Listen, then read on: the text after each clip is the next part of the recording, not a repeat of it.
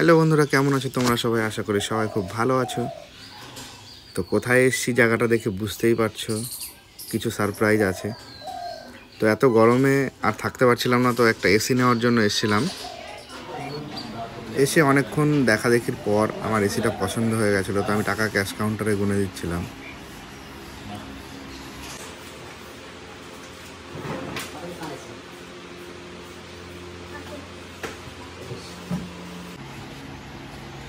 টাকাটা গুনে দেওয়ার পর আর কি যাই হয়, আমার নামে একটা বিল হচ্ছিল যে আমি এসিটা নিয়েছি। আমাদের জন্য একটা গিফটও দিয়েছিল, তো বাড়িতে এসে এটা আনবক্সিং করেছি।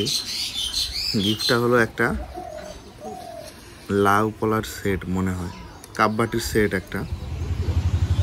রাত্রেবেলা বাড়িতে ডেলিভারি দিয়ে গেল, তখন প্রায় রাত 10টা-11টা বেজে গেছে, তখন ডেলিভারিটা দিয়ে গেছে। আমি দোকানেই ছিলাম। তারপর দিন মিস্ত্রি দাদারা এসে এসিটা লাগিয়ে দিল।